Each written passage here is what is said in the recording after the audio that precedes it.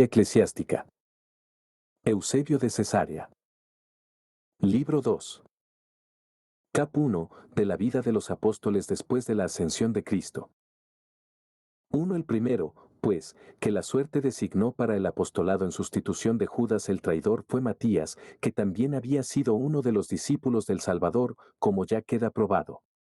Por otra parte, los apóstoles, mediante la oración e imposición de manos, instituyen además, con destino al ministerio y a causa del servicio común, a unos varones probados, en número de 7, Esteban y sus compañeros. También fue Esteban, después del Señor y casi a la vez que recibía la imposición de manos, como si le hubieran promovido para esto mismo, el primero en ser muerto a pedradas por los mismos que mataron al Señor, y de esta manera el primero también en llevar la corona, a la que alude su nombre de los victoriosos mártires de Cristo. 2. Por aquel entonces, también Santiago, el llamado hermano del Señor, porque en verdad también a él se le llamaba hijo de José. Ahora bien, el padre de Cristo era José, con el que estaba desposada la Virgen cuando, antes de que convivieran, se halló que había concebido del Espíritu Santo, como enseña la Sagrada Escritura de los Evangelios, este mismo Santiago, pues, al que los antiguos pusieron el sobrenombre de justo, por el mérito superior de su virtud, se refiere que fue él primero a quien se confió el trono episcopal de la Iglesia de Jerusalén. 3. Clemente, en el libro Vi de las Hipótipo 6, aduce lo siguiente, porque, dicen, después de la ascensión del Salvador, Pedro, Santiago y Juan, aunque habían sido los predilectos del Salvador, no se adjudicaron este honor, sino que eligieron obispo de Jerusalén a Santiago el Justo. 4. Y el mismo autor, en el libro 7 de la misma obra, dice todavía sobre él lo que sigue: el Señor, después de su ascensión, hizo entrega del conocimiento a Santiago el Justo, a Juan y a Pedro, y estos se lo transmitieron a los demás apóstoles, y los demás apóstoles a los 70, uno de los cuales era también Bernabé. 5. Hubo dos Santiagos, uno, justo, que fue precipitado desde el pináculo del templo y rematado a golpes con un mazo de batán, y el otro, el que fue decapitado. De Santiago el justo hace mención también Pablo cuando escribe: otro apóstol no vi, sino es a Santiago, el hermano del Señor. 17. 6. Por este tiempo se cumplió también lo prometido por nuestro Salvador al rey de Osroene, pues Tomás, por impulso divino, envió a Tadeo a Edesa como heraldo y evangelista de la doctrina de Cristo, como lo acabamos de probar con documentos encontrados allí. 7. Tadeo, personado en el lugar, cura a Abgaro por la palabra de Cristo y deja pasmados con sus extraños milagros a todos los circunstantes. Cuando ya los tuvo suficientemente dispuestos con sus obras, los fue conduciendo hacia la adoración del poder de Cristo y acabó haciéndoles discípulos de la doctrina del Salvador. Desde entonces hasta hoy, la ciudad entera de Edesa está consagrada al nombre de Cristo, dando así una prueba nada común de los beneficios que nuestro Salvador les había hecho. 8. Baste con lo dicho, tomado de antiguos relatos, y volvamos otra vez a la Sagrada Escritura. A continuación del martirio de Esteban se produjo la primera y gran persecución contra la iglesia de Jerusalén por obra de los mismos judíos. Todos los discípulos, exceptuados solamente los 12, se dispersaron por toda Judea y Samaria. Algunos, según dice la Escritura divina, arribaron a Fenicia, Chipre y Antioquía. No se hallaban todavía capacitados para osar compartir con los gentiles la doctrina de la fe, y así la anunciaron solamente a los judíos. 9. Por entonces también Pablo andaba todavía devastando la iglesia, penetraba en las casas de los fieles, arrancaba a viva fuerza a hombres y mujeres y los encarcelaba. 10. Más también Felipe, uno de los que se escogiera para el servicio junto con Esteban. 24. Y que se hallaba entre los dispersos, descendió a Samaria y, lleno de poder divino, fue el primero en predicar la doctrina a los samaritanos. Tan grande era la gracia divina que obraba en él, que se atrajo con sus palabras al mismo Simón Mago y a una gran muchedumbre. 11. Por aquel tiempo, Simón había logrado una fama tal con su mágico poder sobre los ilusos, que él mismo se creía ser el gran poder de Dios. Fue entonces cuando, pasmado también él ante las increíbles maravillas obradas por Felipe con el poder divino, se infiltró y llevó el fingimiento de su fe en Cristo hasta el punto de ser bautizado. 12. Lo que también es de admirar es que hasta ahora ocurra lo mismo con los que aún hoy en día comparten su funestísima herejía, los cuales, fieles al método de su antepasado, se infiltran en la iglesia como sama pestilente y causan el mayor estrago en aquellos a quienes logran inocular el veneno incurable y terrible oculto en ellos. Sin embargo, la mayoría fueron ya expulsados a medida que se les sorprendió en esta perversidad, como el mismo Simón, cuando Pedro lo desenmascaró y le hizo pigar su merecido. 13. Pero, mientras de día en día la predicación salvadora iba progresando, alguna disposición providencial condujo fuera de Etiopía a un magnate de la reina de aquel país, que aún hoy día, según costumbre ancestral, está regido por una mujer.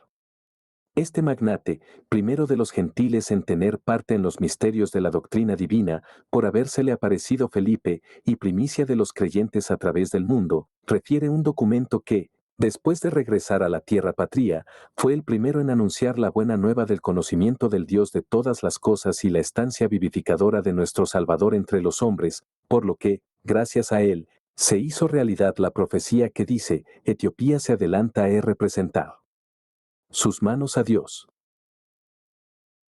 14. Además de los dichos, Pablo, el instrumento de elección, no por parte de los hombres ni por medio de los hombres, sino por revelación del mismo Jesucristo y de Dios Padre, que lo resucitó de entre los muertos, es proclamado apóstol, una visión y una voz del cielo en el momento de la revelación lo han considerado digno de la llamada. Cap 2. De la emoción de Tiberio al informarle Pilato de los hechos referentes a Cristo. 1. La fama de la asombrosa resurrección de nuestro Salvador y de su ascensión a los cielos había alcanzado ya a la gran mayoría. Se había impuesto entre los gobernadores de las naciones la antigua costumbre de informar al que ocupaba él cargo imperial de todas las novedades ocurridas en sus regiones, para que ningún hecho escapara al conocimiento de aquel. Pilato, pues, dio parte al emperador Tiberio de todo lo que corría de boca en boca por toda Palestina referente a la resurrección de nuestro Salvador Jesús de entre los muertos. 2. Le enteró también de sus otros milagros y de que ya el pueblo creía que era Dios, porque después de su muerte había resucitado de entre los muertos. Se dice que Tiberio llevó el asunto al Senado, y que éste lo rechazó, aparentemente porque no lo había aprobado previamente, pues una antigua ley prescribía que, entre los romanos, nadie fuera divinizado si no era por voto y por decreto del Senado, pero en realidad de verdad era porque la doctrina salvadora de la predicación divina no necesitaba de ratificación ni de recomendación procedentes de los hombres. 3. De esta manera, pues, el Senado romano rechazó el informe presentado sobre nuestro Salvador. Tiberio, en cambio, conservó su primera opinión y no tramó nada fuera de lugar contra la doctrina de Cristo. 4. Tertuliano, exacto conocedor de las leyes romanas y varón insigne por otros conceptos e ilustrísimo en Roma, expone todos estos hechos en su Apología por los cristianos, que escribió en el mismo idioma romano y que está traducida en lengua griega, expresándose textualmente como sigue. 5. Más, para que discutamos partiendo del origen de tales leyes, existía un viejo decreto de que nadie podía ser consagrado como Dios antes de ser aprobado por el Senado. Marco Emilio hacía obrado en lo tocante a cierto ídolo, Alburno. También esto obra en favor de nuestra doctrina, el que entre vosotros la divinidad se otorgue por arbitrio de los hombres. Si un Dios no agrada al hombre, no llega a ser Dios. Así, al menos según esto, conviene que el hombre sea propicio a Dios. 6. Tiberio, pues, bajo el cual entró en el mundo el nombre de cristiano, cuando le anunciaron esta doctrina procedente de Palestina, donde primero había comenzado, se la comunicó al Senado, aclarando a los senadores que a él dicha doctrina le complacía. Pero el Senado, porque él no la había aprobado, la rechazó. Tiberio, en cambio, persistió en su declaración y amenazó de muerte a los acusadores de los cristianos. La celestial providencia tenía dispuesto el poner esto en el ánimo del emperador con el fin de que la doctrina del Evangelio tuviera un comienzo libre de obstáculos y se propagara por toda la tierra. Cap 3. De cómo la doctrina de Cristo en breve tiempo se propagó a todo el mundo. 1. Así, indudablemente, por una fuerza y una asistencia de arriba, la doctrina salvadora, como rayo de sol, iluminó de golpe a toda la tierra habitada. Al punto, conforme a las divinas escrituras, la voz de sus evangelistas inspirados y de sus apóstoles resonó en toda la tierra, y sus palabras en el confín del mundo. 2. Efectivamente, por todas las ciudades y aldeas, como en era rebosante, se constituían en masa iglesias formadas por muchedumbres innumerables. Los que por sucesión ancestral y por un antiguo error tenían sus almas presas del antiguo morbo de la superstición idolátrica, por el poder de Cristo y gracias a la enseñanza de sus discípulos y a los milagros que la acompañaban, rotas sus penosísimas prisiones, se apartaron de los ídolos como de amos espantosos y escupieron todo politeísmo demoníaco y confesaron que no hay más que un solo Dios, el creador de todas las cosas. Y a este Dios honraron con los ritos de la verdadera religión por medio de un culto divino y racional, el mismo que nuestro Salvador sembró en la vida de los hombres. 3. Pues bien, como quiera que la gracia divina se difundía ya por las demás naciones y, en Cesarea de Palestina 44, Cornelio y toda su casa habían sido los primeros en aceptar la fe en Cristo mediante una aparición divina y el ministerio de Pedro. También en Antioquía la aceptó toda una muchedumbre de griegos a los que habían predicado los que fueron dispersados cuando la persecución contra Esteban. La iglesia de Antioquía florecía ya y se multiplicaba cuando, estando presentes numerosos profetas llegados de Jerusalén, y con ellos Bernabé y Pablo, además de una muchedumbre de otros hermanos, por primera vez el nombre de cristianos brotó de ella, como de una fuente caudalosa y fecundante. 4. Agabo era también uno de los profetas que estaba con ellos y andaba prediciendo como inminente una gran hambre, por lo que Pablo y Bernabé fueron enviados para ponerse al servicio de la asistencia a los hermanos 48. Cap 4. De cómo, después de Tiberio, Cayo estableció a Agripa como rey de los judíos y castigó a Herodes con el destierro perpetuo. 1. Murió, pues, Tiberio después de reinar unos 22 años. Después de él tomó el poder Cayo, y enseguida ciñó a Agripa la diadema del mando sobre los judíos, haciéndole rey de las tetrarquías de Felipe y de Lisanias, a las que no mucho después añadió la de Herodes, tras condenar a este, que era el Herodes del tiempo de la pasión del Salvador, junto con su mujer Herodías, a destierro perpetuo por causa de sus muchos crímenes. Josefo es también testigo de estos hechos. 2. Por este tiempo iba siendo conocido por muchos Filón, varón notabilísimo, no solo entre los nuestros, sino también entre los que procedían de una educación profana.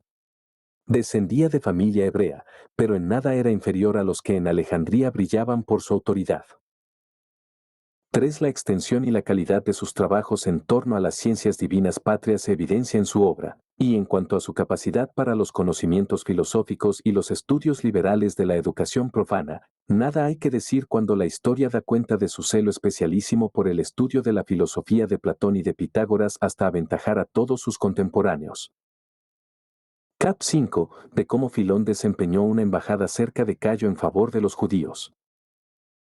Un Filón cuenta en 5 libros las calamidades de los judíos en tiempos de Cabo, y a la vez explica la demencia de éste al proclamarse Dios y cometer 1000 atropellos en su gobierno, así como las miserias de los judíos bajo su imperio y la embajada que a él mismo le fue confiada en la ciudad de Roma en favor de sus congéneres de Alejandría. Refiere cómo se presentó ante Cayo en defensa de las leyes patrias y cómo no sacó en limpio más que burlas y sarcasmos, faltando poco incluso para dejar su vida en el lance. 2. Estos hechos los menciona también Josefo en el libro 18 de sus Antigüedades. Escribe textualmente, y hubo una revuelta en Alejandría, entre los judíos allí residentes y los griegos, y se eligieron 3 embajadores de una y otra facción para presentarse ante Cayo.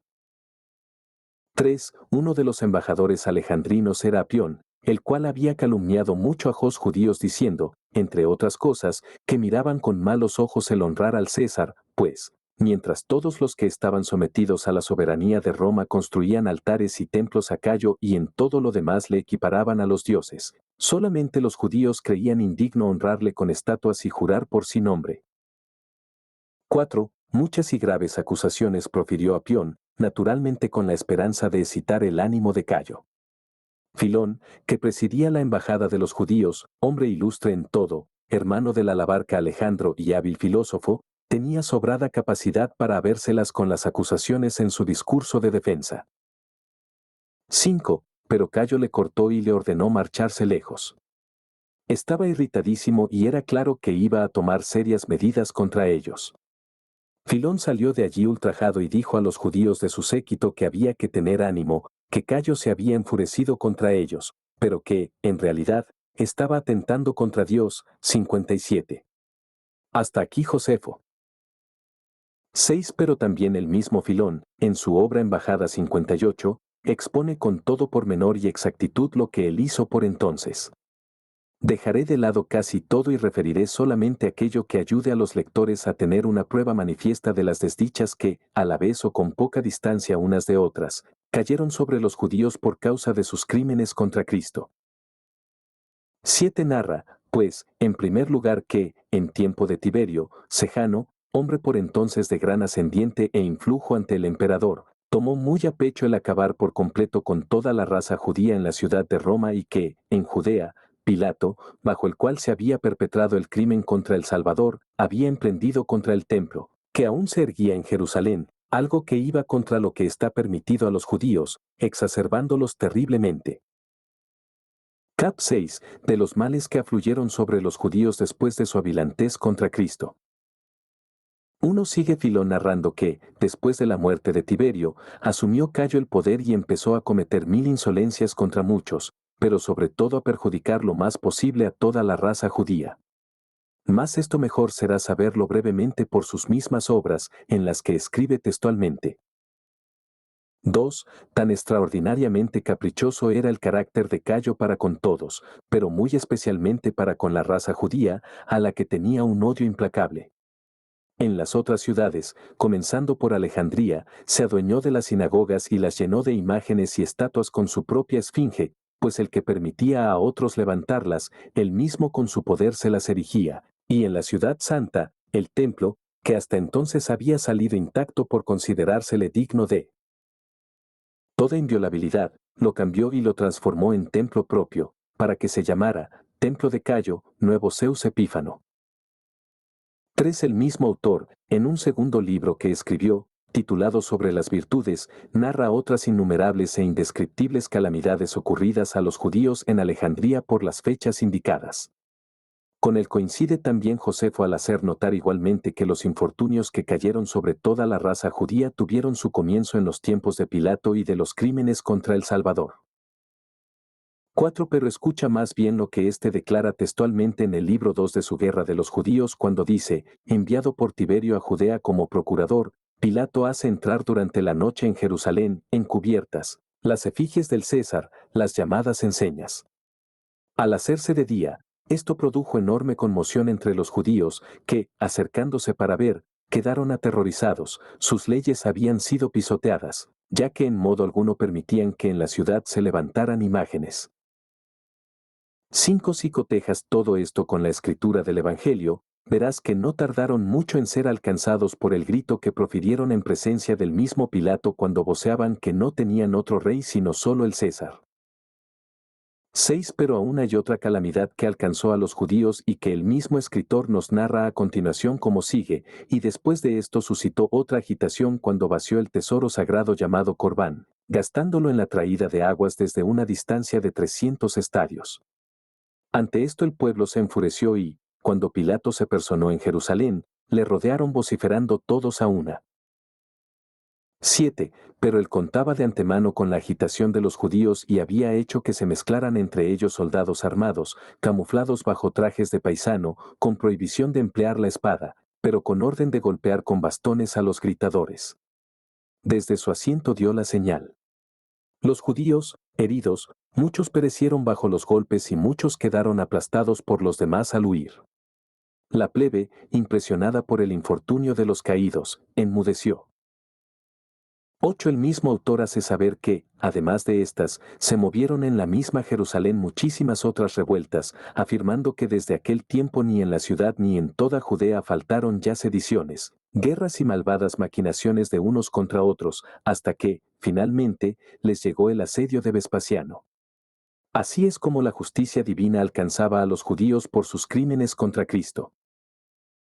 Cap 7. De cómo también Pilato se suicidó. No es para ignorar que una tradición refiere como también aquel mismo Pilato de los días del Salvador se vio hundido en tan grandes calamidades en tiempos de Cayo, cuyo periodo queda explicado, que se vio forzado a suicidarse y convertirse en verdugo de sí mismo, la justicia divina, por lo que parece, no tardó mucho en alcanzarlo. De los griegos, lo refieren los que dejaron escritas las series de Olimpiadas junto con los sucesos de cada época. Cap 8, del hambre en tiempos de Claudio. Pero Cayo no llegó a cumplir los 4 años de ejercicio del mando.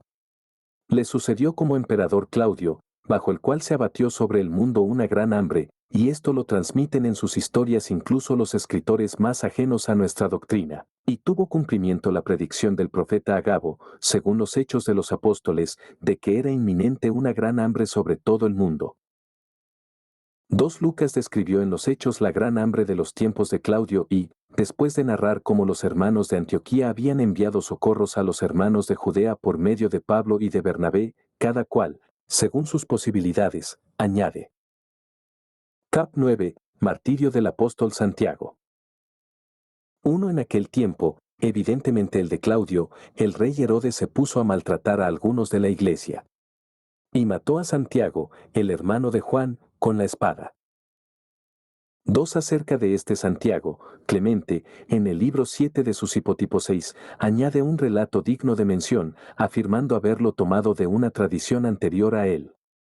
Dice que el que le introducía ante el tribunal, conmovido al verle dar testimonio, confesó que también él era cristiano. 3. Ambos, pues, dice Clemente, fueron llevados juntos de allí, y en el camino pidió a Santiago que le perdonara, y éste, después de mirarle un instante, dijo: La paz esté contigo, y le besó. Y así es como los dos fueron decapitados a un tiempo. 4 Entonces, como dice la Escritura divina, viendo Herodes que su hazaña de asesinar a Santiago había complacido a los judíos, la emprendió también contra Pedro, lo encarceló y poco hubiera faltado para ejecutarlo también si un ángel, mediante aparición divina, no se le hubiera presentado por la noche y no lo hubiera sacado milagrosamente de las prisiones, dejándole libre para el ministerio de la predicación.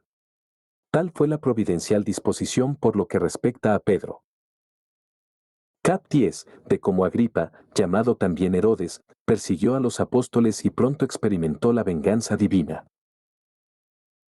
El merecido por los atentados del rey contra los apóstoles no sufría demora, y el ministro vengador de la justicia divina le alcanzó enseguida. Inmediatamente después de su conjura contra los apóstoles, según narra el libro de los Hechos, se puso en camino para Cesarea, y allí, estando adornado con espléndidas y regias vestiduras y puesto en alto delante de una tribuna, dirigió la palabra al pueblo. Todo el pueblo aplaudió su discurso, como si fuese voz de Dios y no de hombre, y en ese mismo instante, narra la Escritura, un ángel del Señor lo hirió y, convertido en pasto de gusanos, expiró.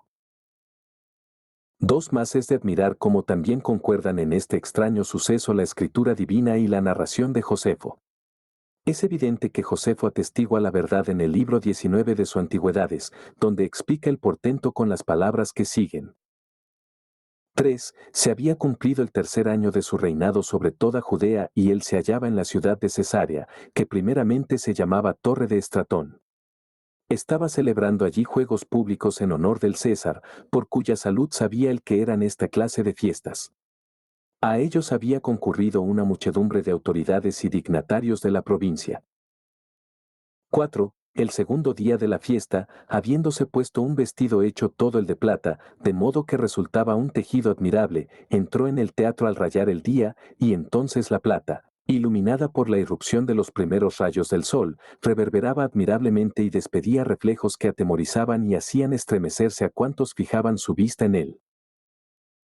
5. Enseguida comenzaron los aduladores, cada cual, por su lado, a levantar sus voces, para él nada provechosas, llamándole Dios y diciendo: sé propicio.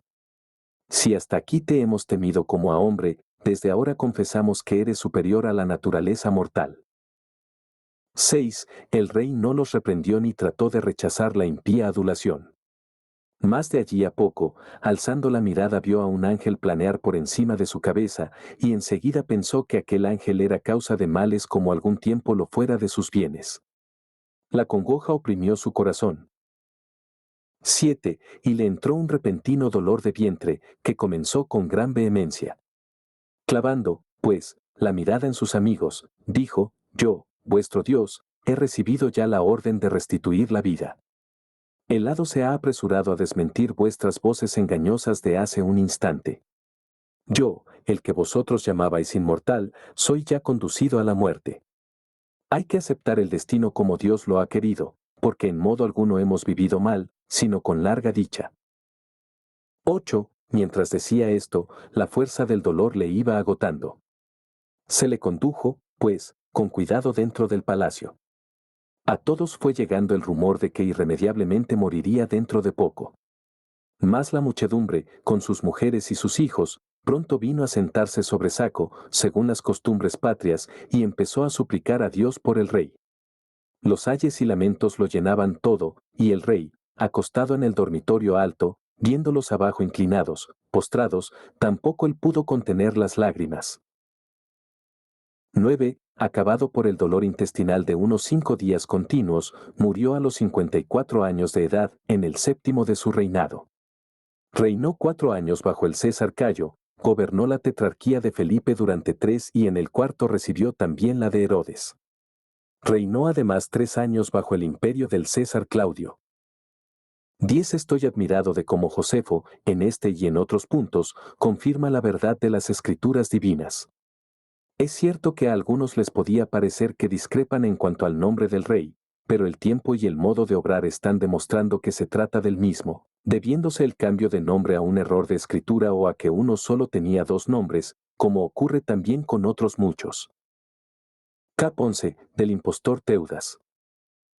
1. Puesto que Lucas, en los Hechos 82, introduce a Gamaliel diciendo, en la deliberación acerca de los apóstoles, que en el tiempo señalado surgió Teudas, que decía ser alguien y que, al ser eliminado, todos los que le habían creído se dispersaron. Comparemos también lo escrito por Josefo sobre esto, porque, efectivamente, en la obra citada hace un instante narra esto mismo textualmente como sigue.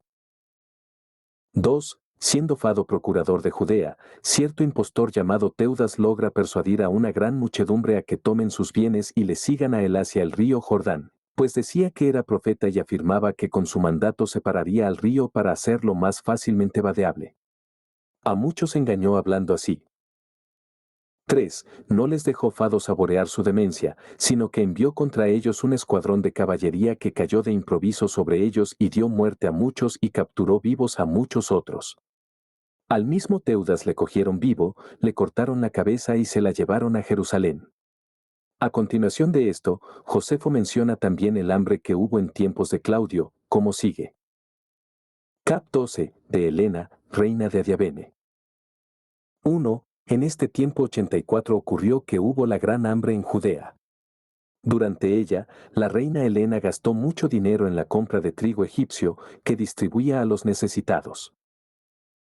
2. Hallarás que también esto concuerda con el texto de los Hechos de los Apóstoles, que recoge cómo los discípulos de Antioquía determinaron enviar algo, cada uno según sus posibles, en socorro de los que habitaban en Judea, lo que hicieron enviándolo a los ancianos por mano de Bernabé y de Pablo.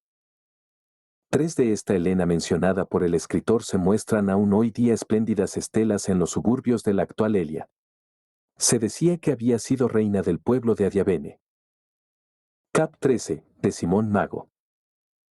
1. Sin embargo, habiéndose propagado ya la fe en nuestro Salvador y Señor Jesucristo a todos los hombres, el enemigo de la salvación de los hombres tramaba ya anticiparse en la captura de la ciudad imperial y condujo allá a Simón, del que más arriba hablamos. Efectivamente, secundando las hábiles artes de ese hombre, se ganó para el error a muchos habitantes de Roma. 2. Esto lo demuestra Justino, que se distinguió en nuestra doctrina no mucho tiempo después de los apóstoles y del que expondremos oportunamente lo que sea conveniente. En su primera apología, dirigida a Antonino, en favor de nuestra fe, escribe como sigue. 3. Y después de la ascensión del Señor al cielo, los demonios impulsaban a algunos hombres a decir que ellos eran dioses, los cuales no solo no han sido perseguidos por vosotros, sino que se les ha considerado dignos de honores. Un tal Simón, samaritano, originario de la aldea llamada Gitón, que en tiempos del César Claudio realizó mágicos prodigios en vuestra imperial ciudad, Roma, por arte de los demonios que en él obraban, fue tenido por Dios, y como a Dios se le honró entre vosotros con una estatua en el río Tíber, entre los dos puentes, con la inscripción latina siguiente, Simón, Deo Santo, es decir, a Simón, el Dios Santo. 4. Y casi todos los samaritanos, además de unos pocos de otras naciones, le proclaman y adoran como al Dios primero. Y a cierta Helena, que por aquel tiempo andaba en gira con él, y que primero estuvo en un prostíbulo, en Tiro de Fenicia, la llamaban el primer pensamiento nacido de él. 5. Esto Justino. También Ireneo concuerda con él cuando, en el primero de sus libros contra las herejías, traza el bosquejo de este hombre y de su impía y nefasta doctrina. Exponerla en detalle en esta mi obra sería superfluo, pudiendo cuantos lo quieran informarse también del origen, vida y principios de las falsas doctrinas de los heresiarcas que después de él se fueron sucediendo uno tras otro, así como de sus prácticas, meticulosamente transmitido en el mencionado libro de Ireneo. 6. Hemos, pues, recibido por tradición que Simón fue el primer autor de toda herejía. Desde él, incluso hasta hoy, los que participando de su herejía fingen la filosofía de los cristianos, sobria y celebrada universalmente por su pureza de vida, no menos vienen de nuevo a dar en la superstición idolátrica de la cual parecían estar libres, pues se prosternan delante de escritos y de imágenes del mismo Simón y de su compañera, la susodicha Helena, y se afanan en rendirles culto con incienso, sacrificios y libaciones. 7. Pero sus más secretas prácticas, de las que se dice que quien por primera vez las escucha queda estupefacto y, según una expresión escrita que corre entre ellos, espantado, verdaderamente están llenas de espanto, de frenesí y de locura, y son tales que no solamente no se les puede poner por escrito, sino que ni siquiera con los labios puede un hombre sensato pronunciar lo más mínimo, por la exageración de su obscenidad y costumbres infames. 8. Porque todo cuanto pueda pensarse de más impuro y vergonzoso queda bien superado por la abominabilísima herejía de estos hombres que abusan de mujeres miserables y cargadas verdaderamente de males de toda índole. Cap 14. De la predicación del apóstol Pedro en Roma. Una a este Simón, padre y autor de tan grandes males, el poder malvado y odiador de todo bien, enemigo de la salvación de los hombres, lo destacó en aquel tiempo como gran adversario de los grandes y divinos apóstoles de nuestro Salvador.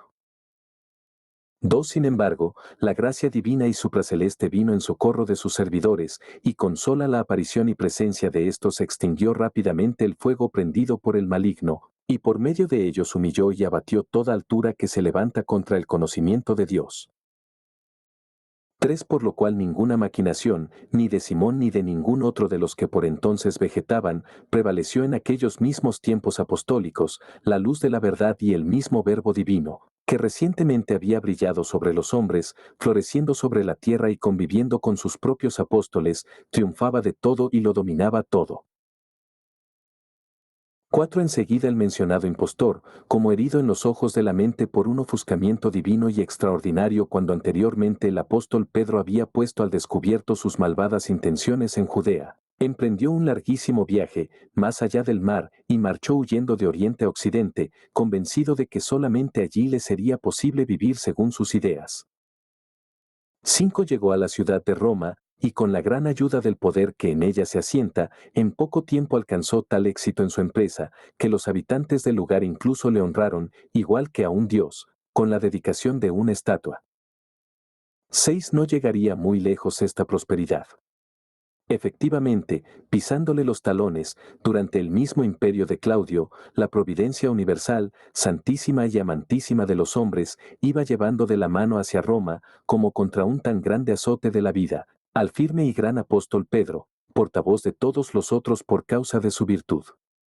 Como noble capitán de Dios, equipado con las armas divinas, Pedro llevaba de oriente a los hombres de occidente la preciadísima mercancía de la luz espiritual, anunciando la buena nueva de la luz misma, de la doctrina que salva las almas, la proclamación del reino de los cielos. Cap 15, del Evangelio de Marcos. 1. Así es como, por morar entre ellos la doctrina divina, el poder de Simón se extinguió y se redujo a nada enseguida, junto con él mismo.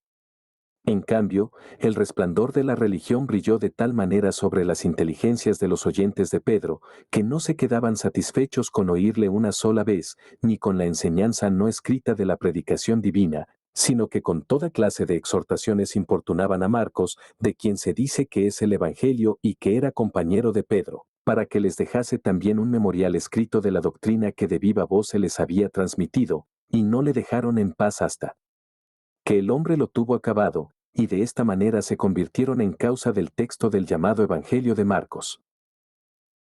Dos y dicen que el apóstol, cuando por revelación del Espíritu supo lo que se había hecho, se alegró por la buena voluntad de aquellas gentes y aprobó el escrito para ser leído en las iglesias. Clemente cita el hecho en el libro Vide sus Hipotipos 6, y el obispo de Hierápolis llamado Papías lo apoya también con su testimonio. De Marcos hace mención Pedro en su primera carta, dicen que ésta la compuso en la misma Roma y que él mismo lo da a entender en ella al llamar a dicha ciudad, metafóricamente, Babilonia, con estas palabras: Os saluda la que está en Babilonia, elegida con vosotros, y mi hijo Marcos. Cap 16, de cómo Marcos fue el primero en predicar a los egipcios el conocimiento de Cristo. Marcos dicen que fue el primero en ser enviado a Egipto y que allí predicó el Evangelio que él había puesto por escrito y fundó iglesias, comenzando por la misma Alejandría. 2 y surgió allí, al primer intento, una muchedumbre de creyentes, hombres y mujeres, tan grande y con un ascetismo tan conforme a la filosofía y tan ardiente, que Filón estimó que era digno poner por escrito sus ejercicios, sus reuniones, sus comidas en común y todo lo demás de su género de vida. Cap 17, lo que Filón cuenta de los ascetas de Egipto. Un documento dice que Filón, en tiempos de Claudio, llegó a Roma para entrevistarse con Pedro, que por entonces estaba predicando a los de allí. Esto, en realidad, podría no ser inverosímil, ya que la obra misma que digo, compuesta por él más tarde, pasado mucho tiempo, contiene claramente las reglas de la Iglesia, observadas incluso hasta nuestros días. 2 Pero es que, al describir con la mayor exactitud posible la vida de nuestros ascetas, aparece evidente que no solo conocía, sino que también aprobaba, reverenciaba y honraba a los varones apostólicos de su tiempo, de origen hebreo, a lo que parece, y que por ello conservaban todavía la mayor parte de las antiguas costumbres muy a la manera de los judíos. 3 En primer lugar, en el libro que tituló de la vida contemplativa o suplicantes M, Filón deja bien asentado que no añadirá a lo que va a contar nada contrario a la verdad ni de su propia cosecha. Dice que a ellos se les llamaba terapeutas y a las mujeres que estaban con ellos terapeutizas y añade las razones de tales apelativos, o bien porque a guisa de médicos libraban de los sufrimientos causados por la maldad a las almas de los que se les acercaban, curándolos y cuidándolos, o bien a causa de la limpieza y pureza de su servicio y culto a la divinidad. 4 Por lo tanto, no es necesario extenderse discutiendo si Filón les impuso este nombre por sí mismo, escribiendo el nombre que correspondía a la índole de esos hombres, o si en realidad ya llamaron así a los primeros cuando comenzaron, puesto que el nombre de cristianos todavía no era bien conocido en todo lugar.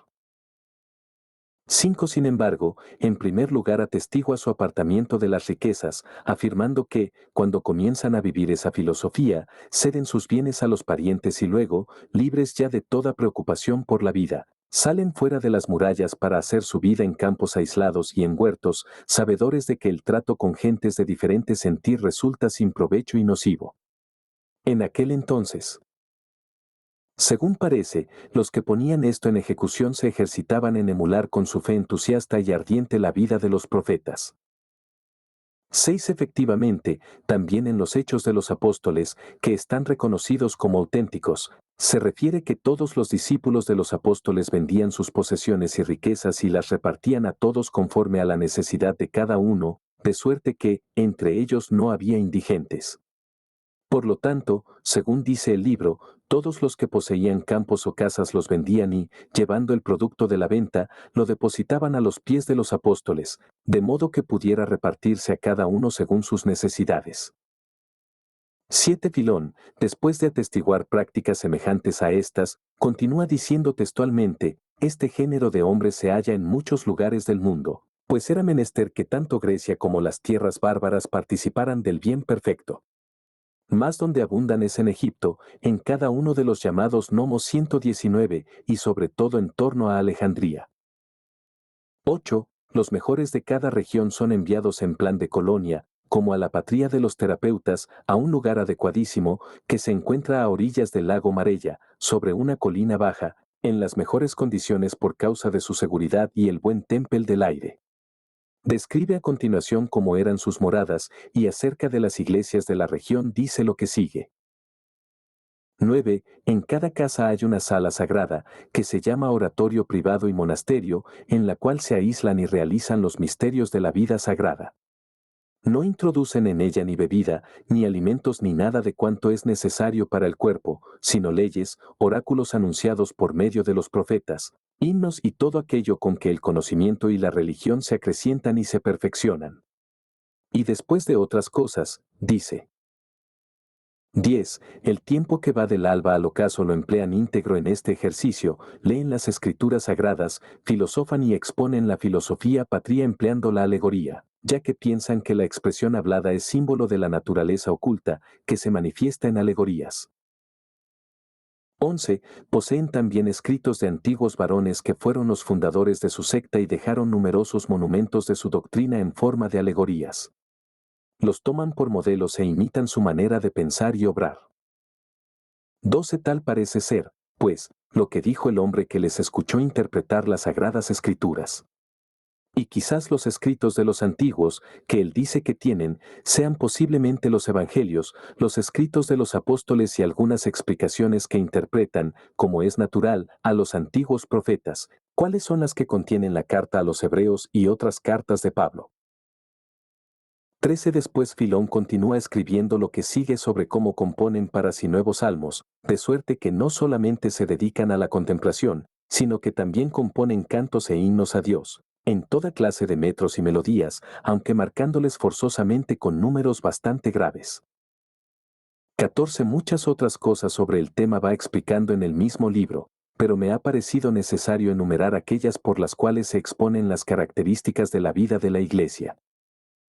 15 Pero si a alguien le pareciere que cuanto hemos dicho no es propio de la forma de vida según el Evangelio, sino que puede aplicarse también a otros, además de a los indicados, que se convenza por las palabras de Filón que siguen a continuación, en las cuales, si su intención es buena, encontrará un testimonio incontrovertible sobre este punto, pues escribe así.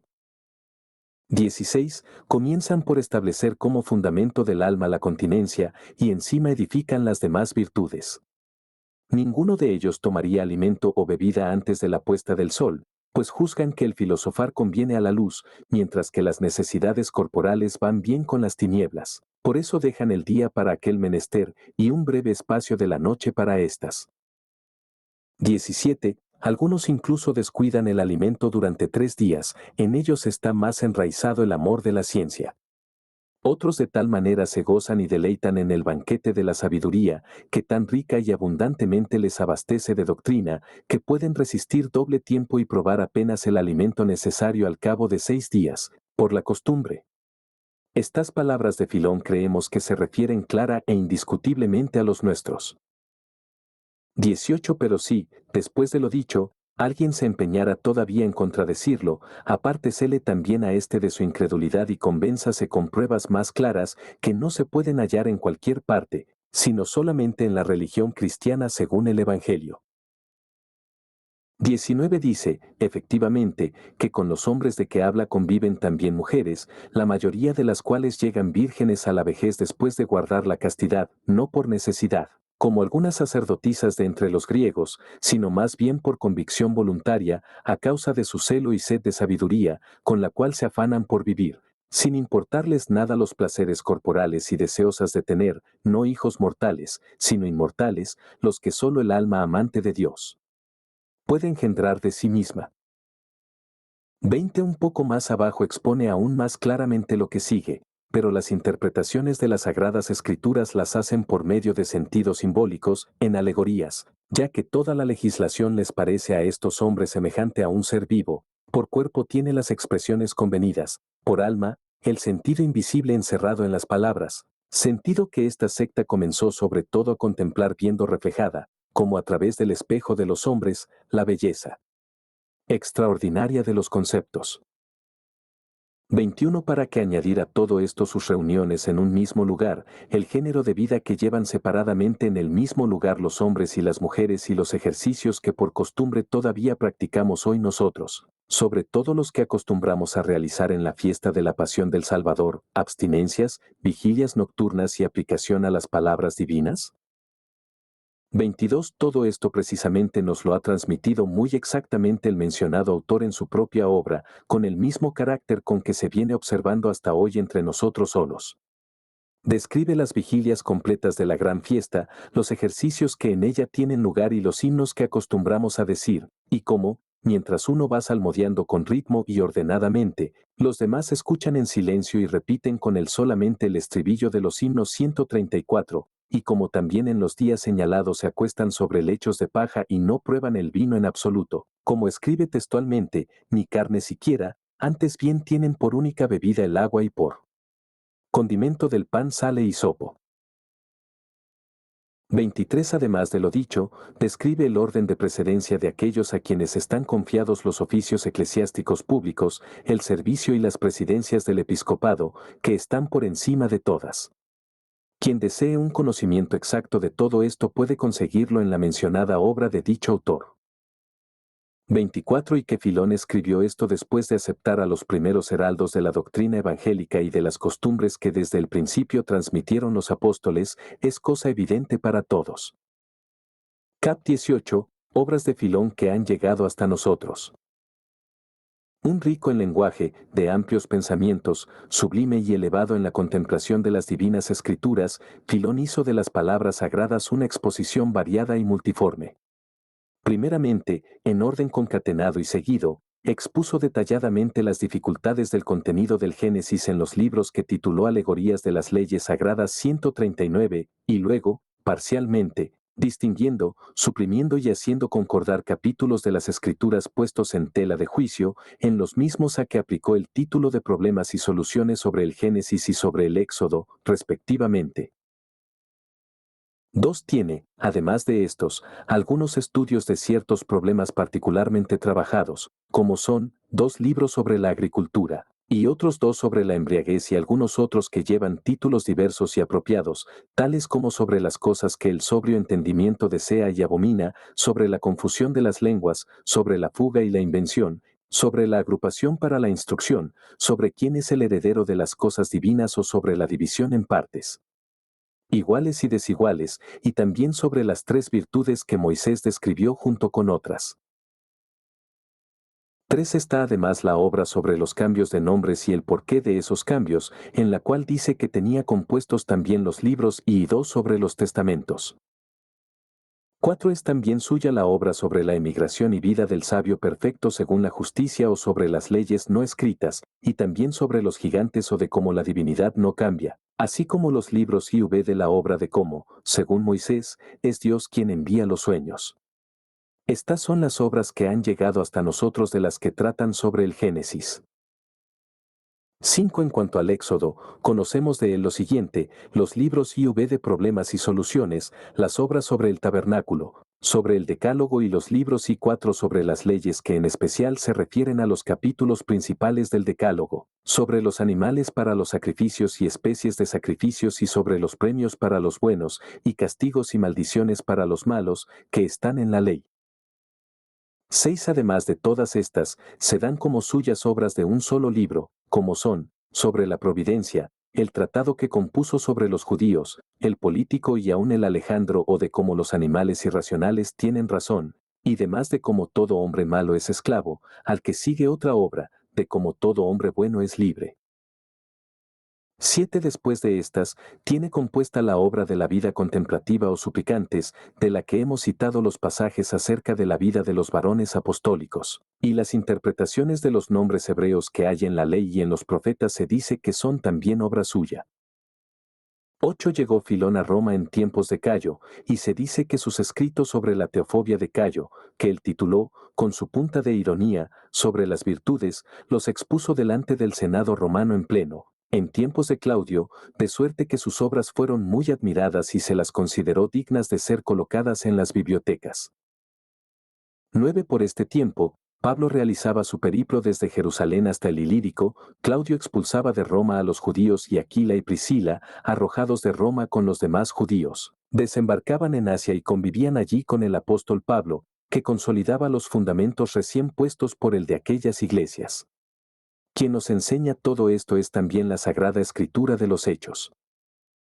Cap 19. Calamidades que se abatieron sobre los judíos de Jerusalén el día de la Pascua.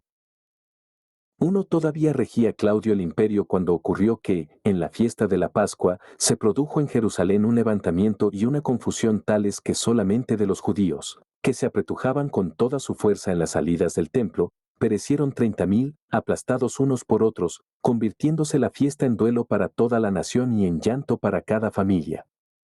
También esto lo refiere expresamente Josefo.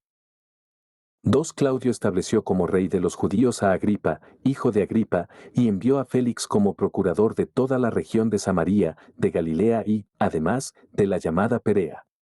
Después de haber ejercido el mando durante 13 años y 8 meses, murió, dejando a Nerón como sucesor en el imperio. Cap 20. De lo ocurrido en Jerusalén en tiempos de Nerón. En tiempos de Nerón y siendo Félix procurador de Judea, los sacerdotes se levantaron unos contra otros, lo describe Josefo textualmente en el libro 20 de sus antigüedades, como sigue. 2. Los sumos sacerdotes levantaron contienda contra los sacerdotes y primeros personajes del pueblo de Jerusalén, y cada uno de ellos creó para sí una tropa de hombres de los más atrevidos y revolucionarios y se hizo su jefe. Cuando se enfrentaban, se insultaban unos a otros y se arrojaban piedras. No había nadie que lo reprimiera, al contrario, como en ciudad desgobernada, esto se hacía con libertad. 3. Tal desvergüenza y audacia se apoderó de los sumos sacerdotes, que se atrevieron a enviar esclavos a las eras con el fin de tomar para sí los diezmos debidos a los sacerdotes, y se dio el caso de ver a los sacerdotes pobres morir de indigencia.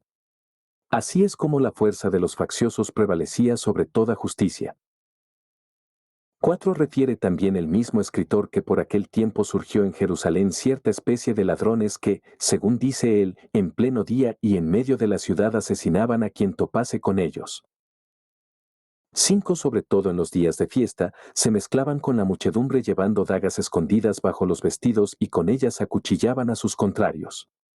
Cuando estos caían, los mismos asesinos se unían a los que manifestaban su indignación, por lo cual, con semejante apariencia de honradez, no había quien diera con ellos. 6. Al primero, pues, que degollaron fue al sumo sacerdote Jonatán, y después de él, cada día, fueron matando a muchos.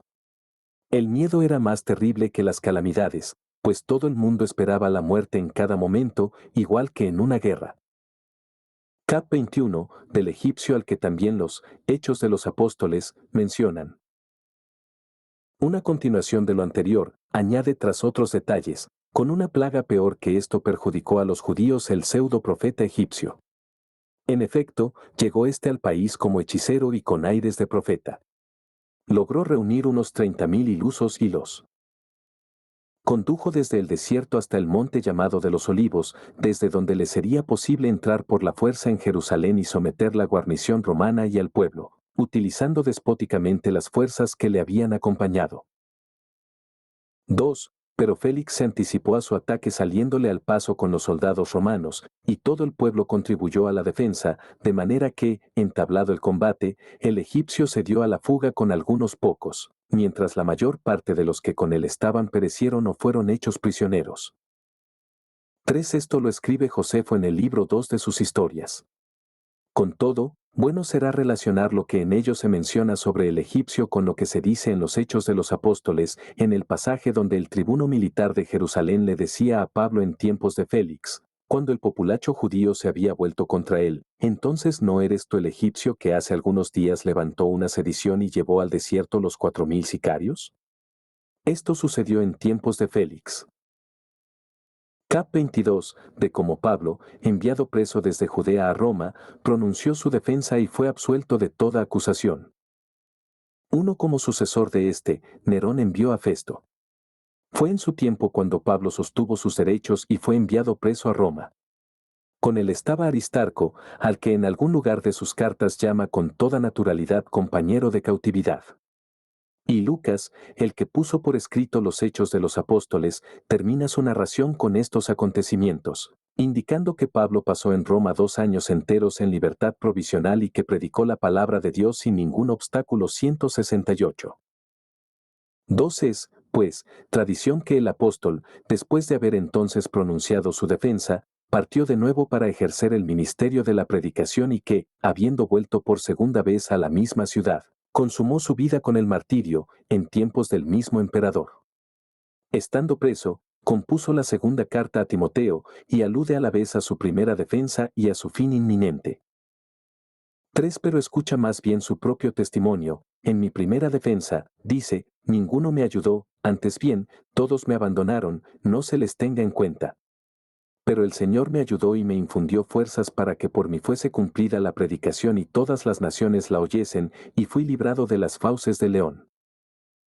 4. Por estas palabras claramente deja asentado que, en la primera ocasión, para que se cumpliera su predicación, fue librado de las fauces del león, refiriéndose con esta expresión, según parece, a Nerón, por causa de su crueldad. En cambio, en lo que sigue no ha añadido algo así como, me librará de las fauces del león, porque en su espíritu estaba ya viendo que su muerte iba a ser inminente. 5. Por lo cual, a las palabras, y fui librado de las fauces del león, añade, el Señor me librará de toda obra mala y me preservará para su reino celestial. 171, indicando con ello su martirio inminente. Esto lo expresa todavía más claro un poco antes, en la misma carta, cuando dice, porque yo estoy ya para ser ofrecido en libación y el tiempo de mi partida está encima. 6. Ahora bien, en la segunda carta de las que envió a Timoteo afirma que, en el momento de escribirla, solamente le acompaña Lucas, mientras que, cuando hizo su primera defensa, ni siquiera éste. De donde se deduce que Lucas probablemente concluyó los hechos de los apóstoles por aquel entonces, habiendo narrado lo que sucedió mientras estuvo con Pablo. 7. Decimos esto para mostrar que el martirio de Pablo no tuvo lugar durante su primera estancia en Roma, descrita por Lucas.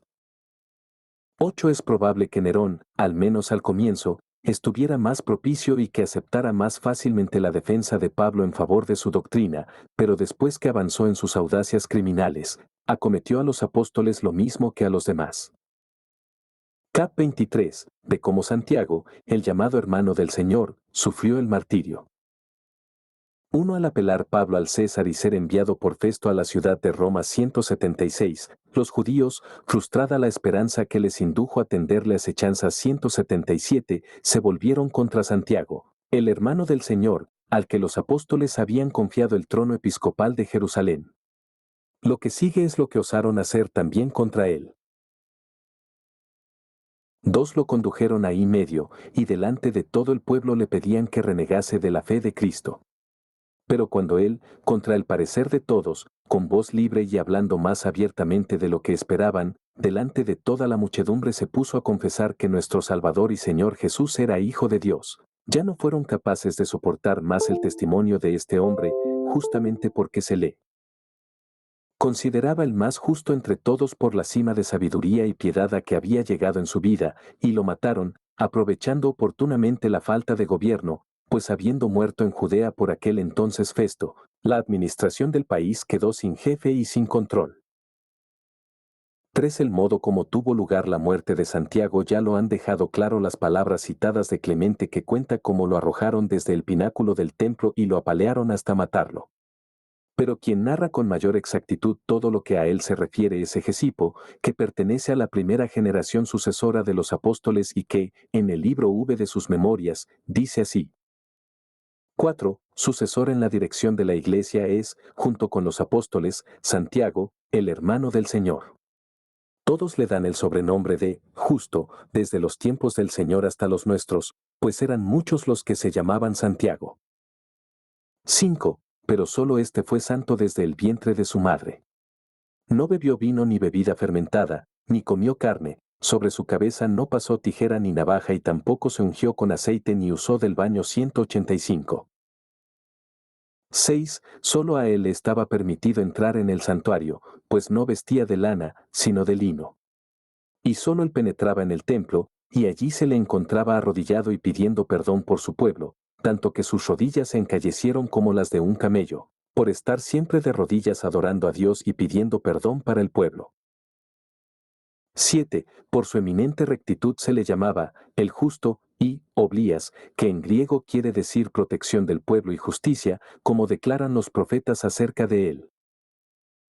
8. Así, pues, algunos de las 7 sectas que hay en el pueblo y que yo describí anteriormente en las memorias trataban de informarse de él sobre quién era la puerta de Jesús